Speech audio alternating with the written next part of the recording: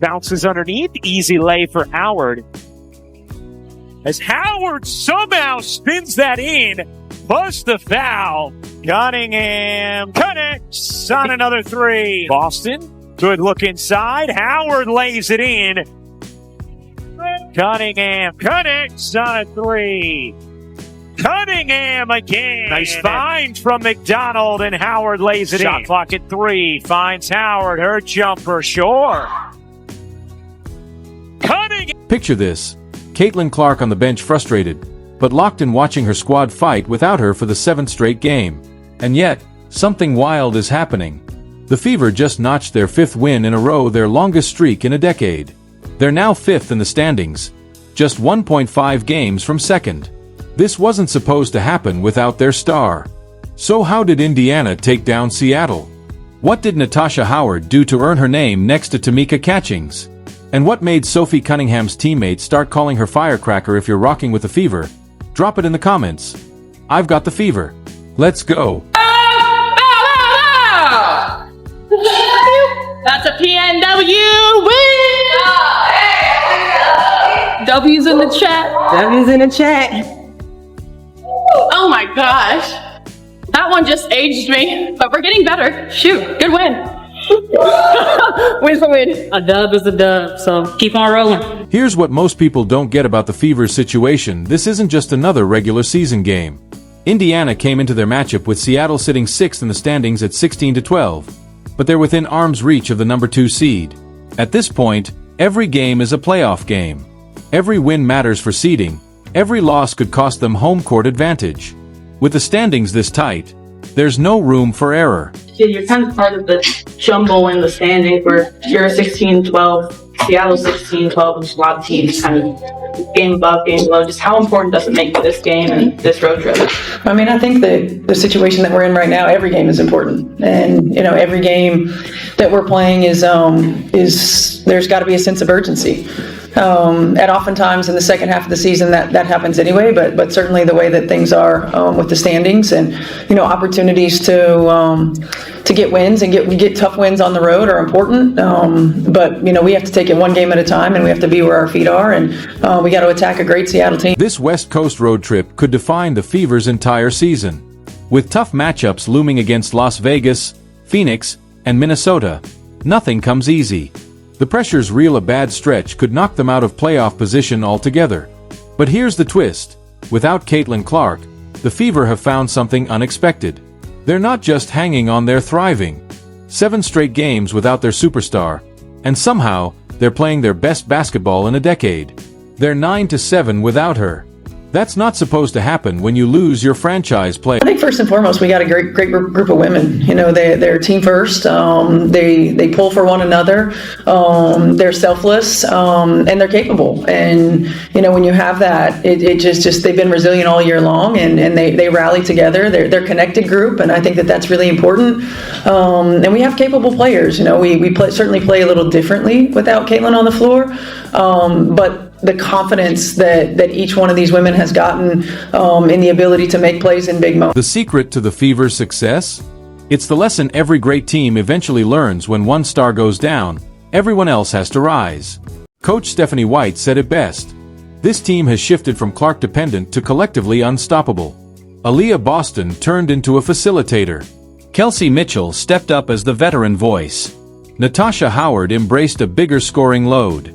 Role players like Ari McDonald brought speed and playmaking, while Sophie Cunningham and Lexi Hull lit the spark with pure fire. The depth that we have, so that you really never can key on one or two players. We've got multiple players that can step up and have big games for us. I think it makes us more balanced on the offensive end, and the versatility that we have defensively has been big for us. And so, you know, I think this group's been resilient.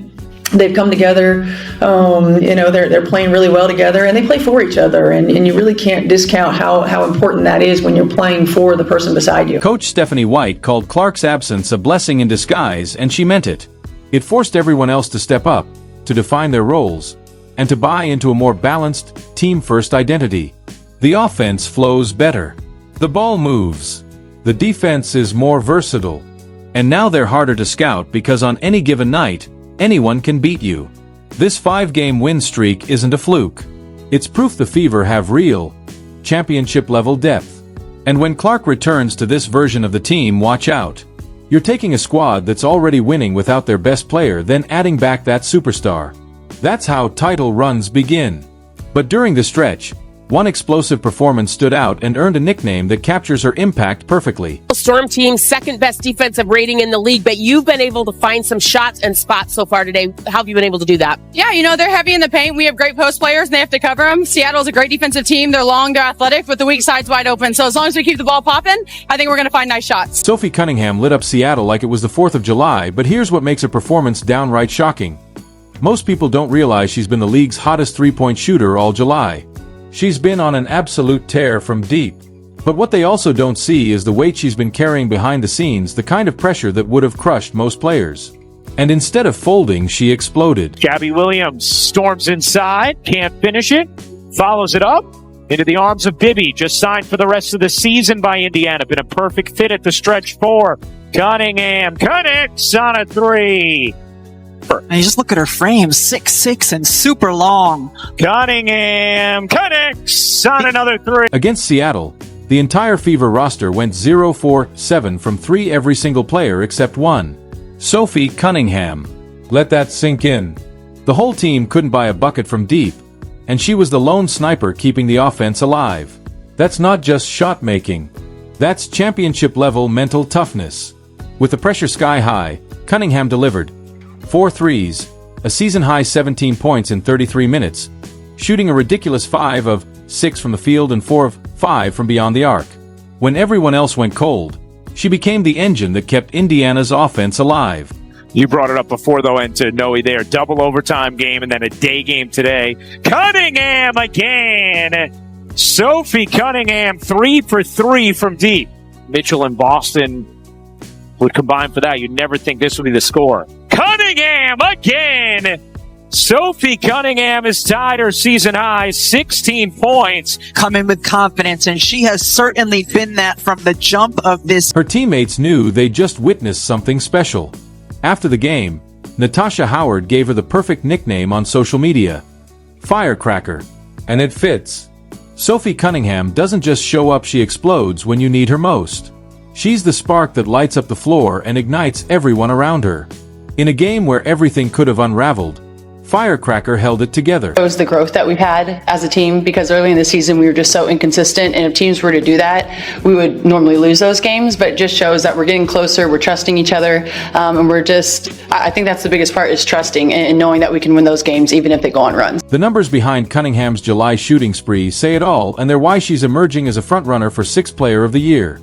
She's scored in double figures in 8 of her last 10 games, and with Clark out, she stepped into the starting lineup and made one thing clear: she belongs there. Her clutch shooting kept the Fever afloat when their offense was teetering. Aaliyah Boston credited Cunningham's perimeter threat for opening up the paint. Even Kelsey Mitchell, despite a rough shooting night, acknowledged her impact, saying, "Sophie facilitated for us offensively down the stretch." This isn't just a hot streak. It's a statement. A lot of ups and downs in the WNBA this season. To take care of business in a winning streak like this, what does that sort of say about how this team's come together? Yeah, Seattle's a great team, a great team, and it's hard to play here. And so we knew that. We knew that they just came off kind of a bad loss against LA. And so they were hungry for a win. But for us, it's not about other teams. It's about our standard. It's about stacking the days. And I think that where our mental's at as a team and as individuals, we're in a really good spot. And, it's not going to be easy moving forward. But I think today we stayed true to the scout. We trusted the offense. Kelsey has been having a hell of a season. She was a little bit off, but she facilitated for us offensively down the stretch. And it just shows that everyone has something to give, even if your scoring's not going to be there. But I don't know, I'm just proud of our team, and I'm proud that we stacked today. This performance is exactly how championship teams are built, by finding different heroes on different nights. Sophie Cunningham proved that role players can turn into stars when the moment demands it. She didn't just fill a gap, she set the tone. And now, her teammates know what the rest of the league is starting to realize. Sophie isn't just a spark off the bench anymore. She's becoming irreplaceable.